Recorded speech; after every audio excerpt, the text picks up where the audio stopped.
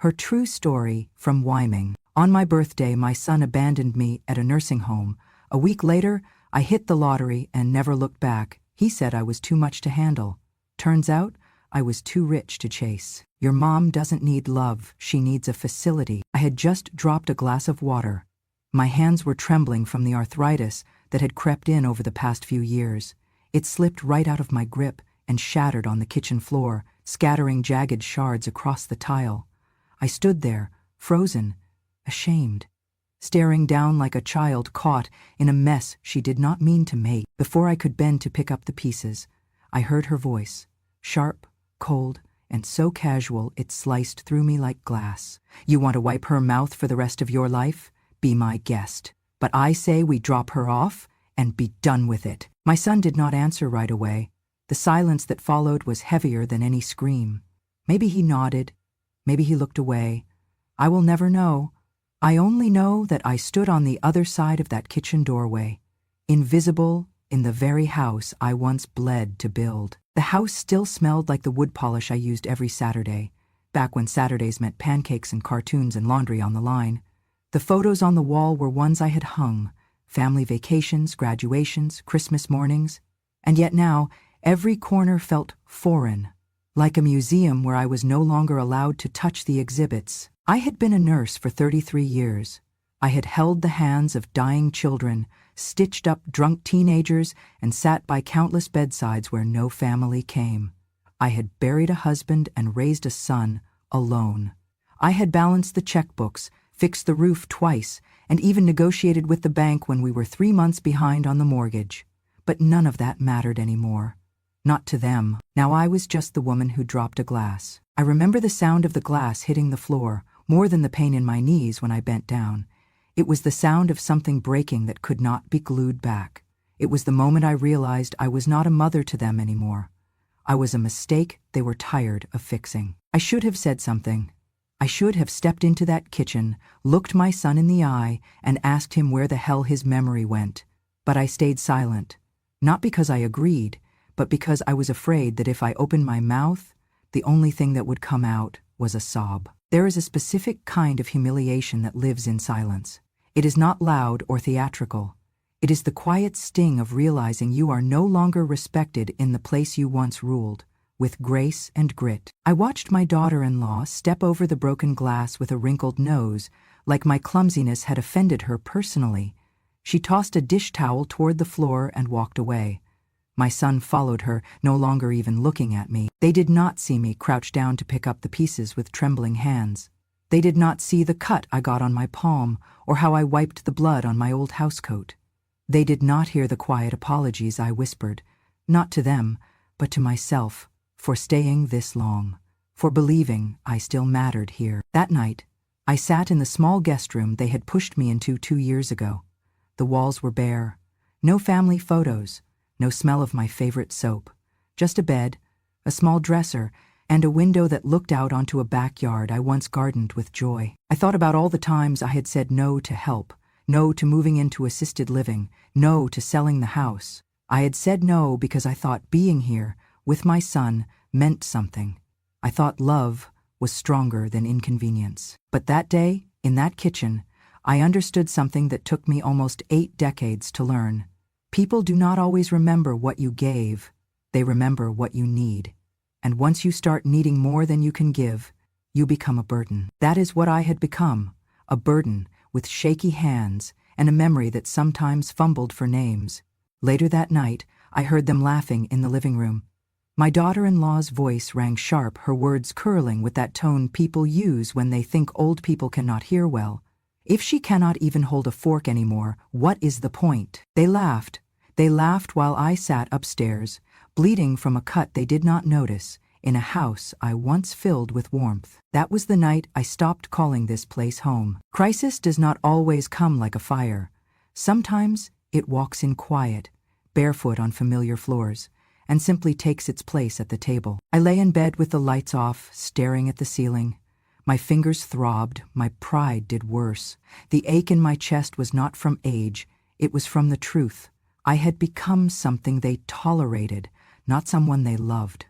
And somewhere in the dark, I finally whispered the words I had been too ashamed to say aloud.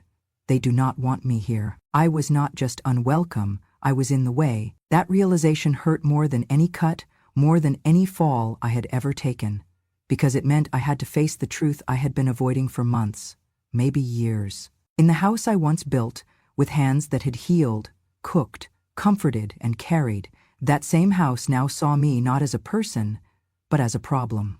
And the worst part was not the betrayal. It was the understanding that this was not sudden. It had been growing, inch by inch, hidden under polite smiles and closed doors. I was no longer seen. I was no longer heard. I was just a spoon that slipped, a cup that broke, a mother who needed too much. I lay there in silence, knowing that tomorrow would bring something I could not stop. I just did not know yet that it would also bring something I could never have imagined. They told me we were going on a little trip for my birthday. A weekend retreat, my daughter-in-law had said too cheerfully. Just a little getaway. You deserve some pampering. My son added, "It's a nice place, Mom, real quiet. They've got gardens, good food, even book clubs." I wanted to believe them. I really did. After everything, I clung to the small hope that maybe, just maybe, they remembered who I used to be, that I was still worth celebrating, that 79 years of living, of giving, meant something. So I packed carefully. I chose my nicest blouse, the one with the delicate lace collar my late husband had always liked. I brought along 2 books I had been saving for a quiet day, and a pair of thick wool socks that kept my feet warm at night. I even added a small tin of lavender lotion I had been saving for a special occasion. This, I told myself, was special. I imagined a quiet cabin in the mountains, maybe tea in the afternoons, maybe someone bringing me a slice of cake while my son smiled and said, "You've earned this, Mom." That morning I sat by the window in my coat, hands folded, heart hopeful. They loaded my suitcase into the trunk, and I held on to that hope all the way through the 2-hour drive. But when the car turned into a gated drive, my chest tightened. It was not a resort. It was not a cabin. It was a facility, the kind with beige walls, faded signs, and too many windows locked from the inside. I looked at my son, confused. He avoided my gaze. "We'll check you in real quick, just for the weekend," he mumbled, as if the words tasted bitter. My heart pounded. My hands gripped my bag so tightly my knuckles turned white. Something was wrong. Everything in me screamed that this was not what they said. Inside, the smell of bleach and old linens met me like a slap. A woman behind the counter smiled politely, but her eyes darted from me to the clipboard in front of her. My son whispered to her. I caught only fragments. "Stays quiet.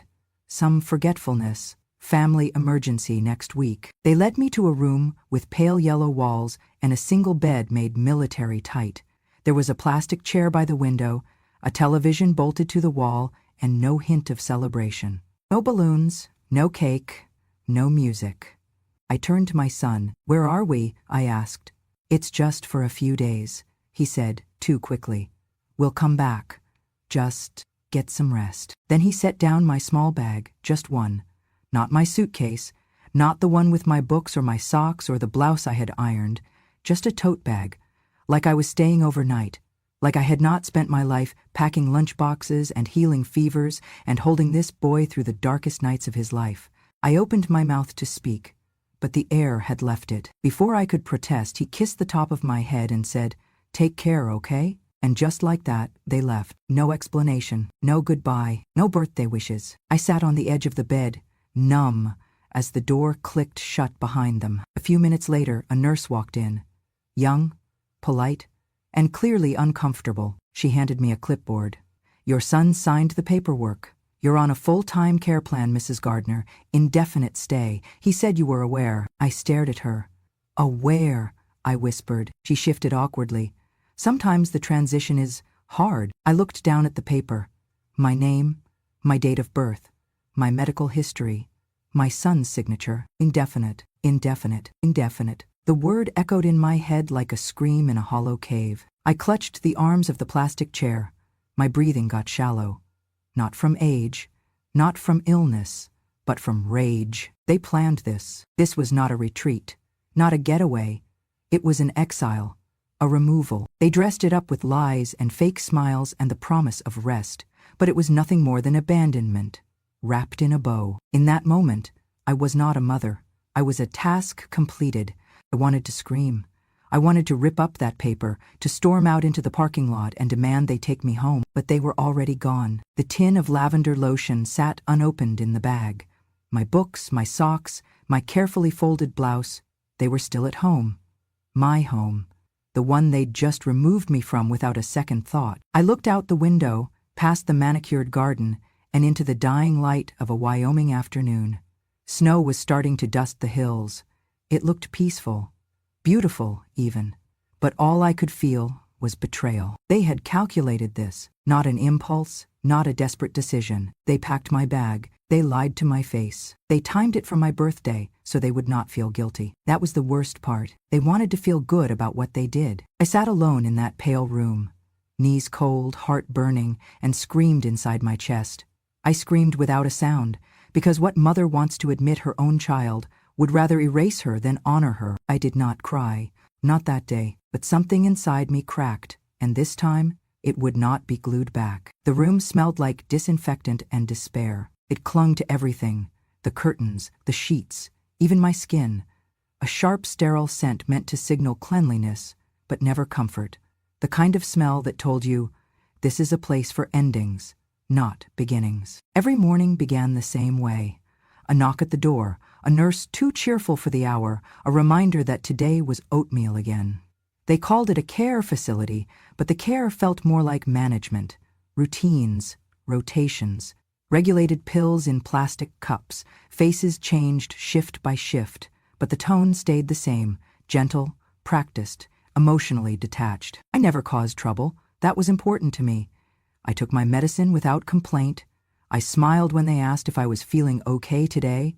I sat through the group TV hour, even when the channel was something I had no interest in. But inside, I was taking inventory. Every comment, every glance, every sigh when someone asked to be helped to the bathroom. We were not people here. We were tasks. I sat through lunches in the cafeteria, where the tables were filled with other women like me. Some quiet, some confused, some clinging to memories that played on repeat. I watched the aides serve food, then retreat to their phones. I saw the way they spoke to some of the more frail women, with exaggerated baby talk, as if age had stripped us of dignity. And I remembered my daughter-in-law's voice. If she cannot even hold a fork anymore, what is the point? She had said it with a laugh. A joke, supposedly. But it was a truth in her heart. That fork, that glass, that trembling hand, that was all it had taken to convince them I was no longer useful. No longer a matriarch, or a caregiver, or a person of worth. Just another expense in the spreadsheet of their lives. In the hallway outside my room, there was a bulletin board decorated with cut-out leaves and construction paper pumpkins. Fall into friendship, it read. Below it were sign-up sheets for bingo, chair yoga, and memory games. I stared at it one afternoon and wondered how long I would have to be here before I gave in and wrote my name, but I could not do it. Not because I was better than this place, not because I thought I was above the others, but because I was still mourning something no one else could see. The moment I stopped being someone's mother and became someone's burden. There was a woman across the hall, maybe 10 years older than me, who spent her afternoons staring out the window and whispering names. I asked her once who she was talking to. She said, all the people who said they'd visit. That stayed with me. She was not angry, not bitter, just waiting, hoping. And I realized I had already let that hope die. I was not waiting for my son, not for a birthday card, not for an apology. I was waiting for something else. Not revenge, not yet, just clarity. Every night, as I lay in my narrow bed under the thin blanket, I repeated her words, all the people who said they'd visit. I imagined all the mothers, grandmothers, wives who had sat in this same bed, looking at the same crack in the ceiling, wondering where their lives had gone. And I knew then I was not the first woman to be quietly discarded by the very people she had lived for. It was a strange kind of comfort. Misery, as they say, loves company. But I was not miserable. I was furious. And beneath that fury, something unexpected. Focus. I had spent the past few years apologizing for needing help, for being old, for taking up space. No more. If they wanted to forget me, fine. Let them. I would not forget. And I would not forgive. My hands still shook. My memory still skipped sometimes, like a record with a scratch. but my mind was clear. Clearer than it had been in months, because now I knew exactly where I stood. I was in a room that smelled like antiseptic and hopelessness. But I was not broken. Not yet, not even close. It was on the third Thursday, I think. Or maybe the fourth. Time moved differently in that place. Slow, syrupy, and without punctuation. I was looking through the small bookshelf in the common area, the one where residents donated old paperbacks and large print magazines. Most of the titles were mysteries or devotionals, dog-eared and dusty, the kind of books people left behind when they thought they would not need them anymore. Tucked behind a copy of Wuthering Heights was a thicker novel, cloth-bound, faded blue, the collected works of Emily Dickinson. I recognized it instantly. It was mine, not just the same edition. Mine. My name was on the inside cover, written in Helen's handwriting, still neat even after all these years. I sat down hard in the armchair by the window, heart pounding like I had seen a ghost. She had given me that book on my 21st birthday, back when we were both still working at the hospital in Cheyenne. She was a nurse too, sharp, funny, fearless in a way I never quite managed to be. Helen had loved me once. I knew it, even though we never spoke it aloud. Not because she said anything, but because of all the things she never had to. The way she made me soup when I had the flu. The way she looked away when I brought up the man who would become my husband. The way she wrote me letters, even after I married him and moved away. I opened the book slowly, like it might crumble. Between pages 112 and 113 was a folded envelope, yellowed but sealed. I stared at it for a long time before breaking the seal. Inside was a letter, dated nearly 15 years ago. My dearest Ruth, if you are reading this, then life has brought you low enough to search for something soft, even if it is just paper and memory. I do not know where you are or how old we are now, but I know one thing. You deserved better. Not from me, I think I did love you as best I could, but from the world, from life, from whatever cruel hand has made you feel small again. So here is something I bought on a whim. A lottery ticket. Silly, I know. But if the world is going to be unfair, maybe luck can even the scales. The numbers are mine, but the hope is for you. If you ever feel like life has taken everything, try this, just once, just in case the universe owes you something back. With more love than I ever said aloud, Helen. Taped to the bottom of the page was a folded lottery ticket, brittle at the edges, numbers printed faintly. I did not cry, I laughed, not from joy, and not from delusion, but from the absurdity of it all. Even from the grave, even after decades apart, Helen still believed I was worth more than I had settled for. It was not about the numbers. It was about the faith that someone out there, someone long gone, still thought I deserved one last gift. I held the ticket between my fingers and looked out the window. Snow had started to fall again, soft flakes dancing against the gray sky. The wind moved the branches of the trees in the courtyard, like they were waving. I could almost hear her voice. I hope you win, Ruth, I really do. And for the first time in weeks, maybe months, I felt something other than anger or grief. I felt remembered, not by my son, not by the people who should have protected me, but by someone who had loved me in silence, in waiting, in letters no one else knew about. The nurses passed by, wheeling carts, calling names, checking vitals, the usual hum of this quiet prison. But I sat there in that chair with a folded piece of paper in my hand and a pulse in my chest that beat just a little louder than it had the day before, because hope, ridiculous, fragile, foolish hope, had returned. Not because of luck, because of love. It was a Saturday afternoon when the world shifted. I was sitting in the common room, the one with the vinyl armchairs that stuck to the backs of your legs and the TV mounted too high on the wall. Most of the residents had dozed off, their heads tilted back, mouths slightly open, a soft chorus of snores filling the stale air. A nurse was flipping through channels with little interest, landing finally on the local news, just in time for the lottery numbers. I did not lean forward. I did not expect anything. I had tucked Helen's ticket into my coat pocket more out of ritual than belief. But I watched. The numbers came up slowly, one by one, like they always do. 6, 14, 22. My hand tightened around the paper. 33, 41. I stopped breathing. 54. For a moment, everything was still. I unfolded the old slip of paper from my pocket. The ink had faded a little, but the numbers were clear. I read them again, then again, a fourth time. All 6 numbers, every single one. I had won. No one noticed. The nurse kept flipping channels. One of the residents stirred in her sleep. Somewhere down the hallway, someone coughed, but in my chest, a drum was pounding, steady and fast and hard to believe. I stood up slowly, as if the floor might drop out from under me. My knees were weak, but not from age, from possibility.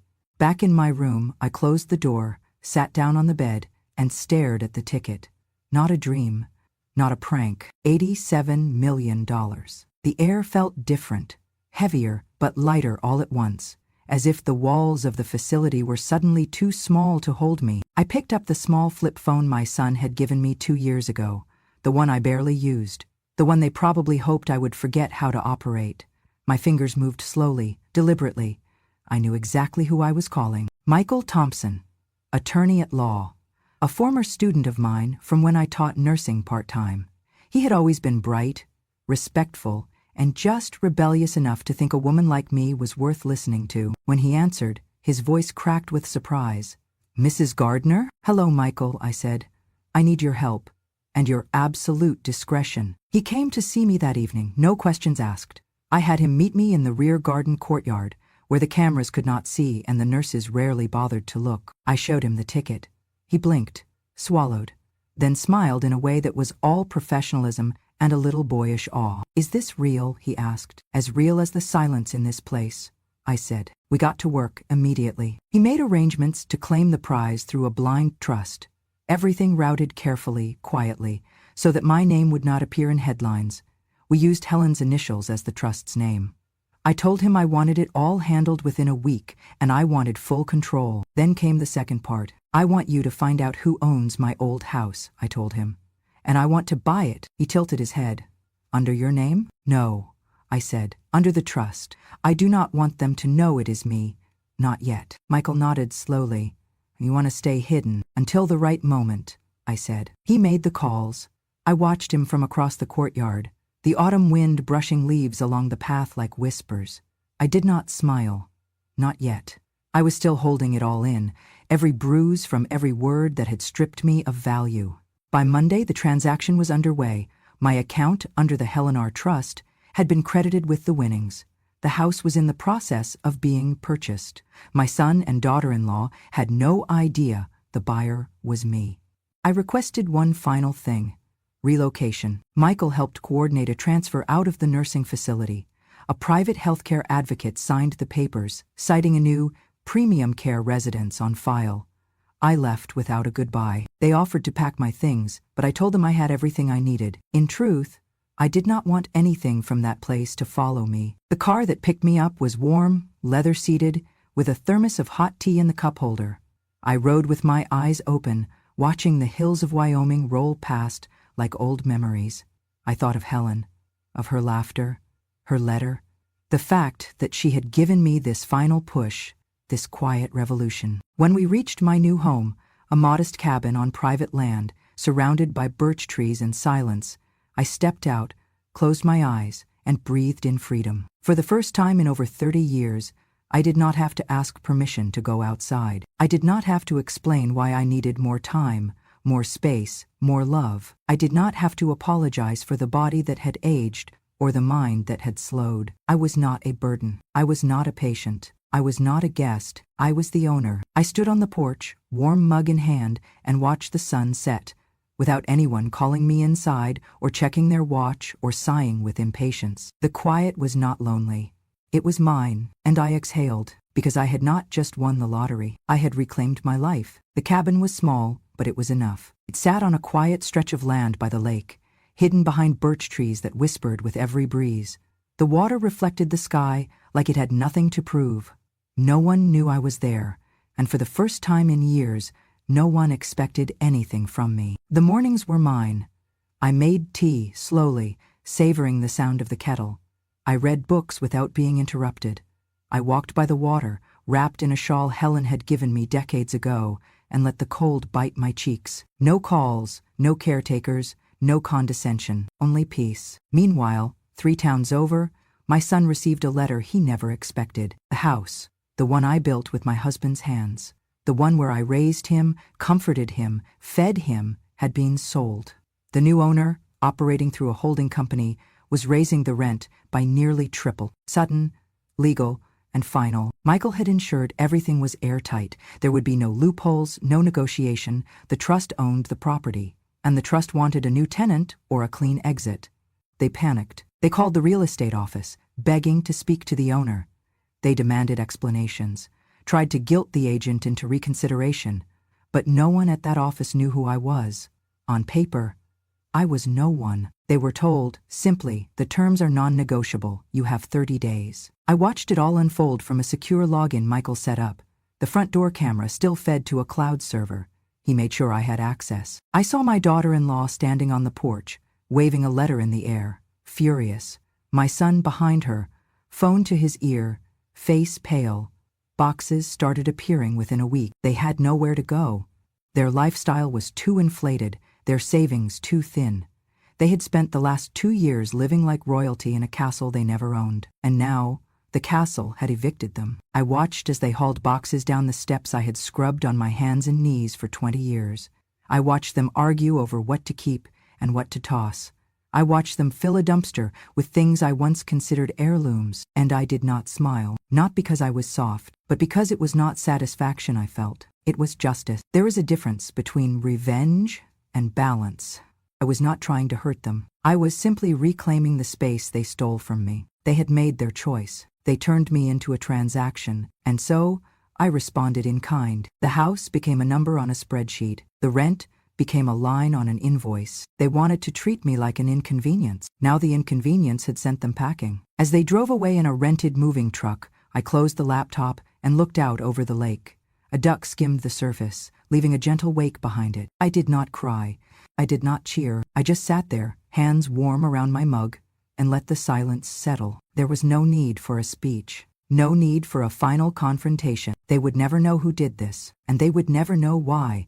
But I did. I knew. And for me, that was enough. The day before the cleaning crew arrived, I sent one final delivery to the house. A small envelope, no return address. Inside, a single piece of stationery from the desk I now kept by the cabin window. Cream-colored, thick, the kind Helen used to write on. I wrote the message slowly, with a pen that had belonged to my husband. The ink flowed smooth, steady, certain. I folded the note once, then again, placed it in the envelope and sealed it. No name, no signature, just the words I had waited too long to say. Michael arranged the drop-off. The courier was instructed to leave it taped to the front door. Nothing dramatic, nothing loud. The message read, "Too much to handle? Turns out, you were too cheap to forgive." It was the only thing I left behind. I never heard their reaction. I did not want to. It was not for them. It was for me. They had called me difficult, needy, fragile, inconvenient, but I had never once raised my voice. I had never once slammed a door or thrown a plate or made them feel half as small as they made me feel every single day. They said I was too much, and yet they took everything I had to give, my time, my history, my home, and still decided I was not worth the effort of kindness. So I left them the only thing they left me, cold truth. It was not a plea for closure. Not a cry for reconciliation. It was a ledger, balanced, paid in full. They had made me feel disposable, forgettable. They forgot, of course, that some things don't break when you drop them. Some things sharpen. That paper on their door, it was not revenge. It was a mirror, and if they looked at it long enough, they would see exactly what they had become. I never signed my name. They did not deserve it. They had already erased me from their lives, long ago. I simply returned the favor, not with hate, with precision. I was not taking back love. I was returning absence, one silent envelope at a time. No one knows my name here, and for the first time in a long time, I am grateful for that. The cabin sits just far enough from town that the mail arrives in a bundle every few days. I walk down the narrow path each morning to collect it, wrapped in a shawl, boots crunching on frost-bitten grass. It is a quiet ritual, unremarkable to anyone passing by. But to me, it is freedom. Each morning begins the same way. I boil water for tea, slice an apple, and sit by the window with a book in my lap.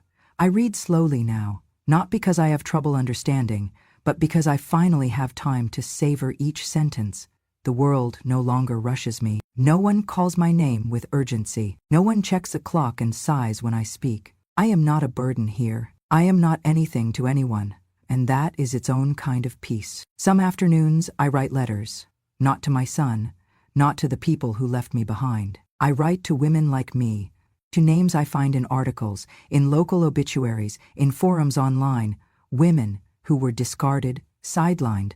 I never send the letters directly. I work through small nonprofits now, quiet, underfunded organizations that still believe in handwritten notes and second chances. They deliver my messages to nursing homes across the state, folded neatly with care packages I fund anonymously. Sometimes it is just a blanket. Sometimes it is a framed photo of a garden. Sometimes it is a note that says, "You're not forgotten. You are not a mistake. You are not alone." No one knows where the money comes from. The checks arrive signed by the Helen R. Trust, and that is enough.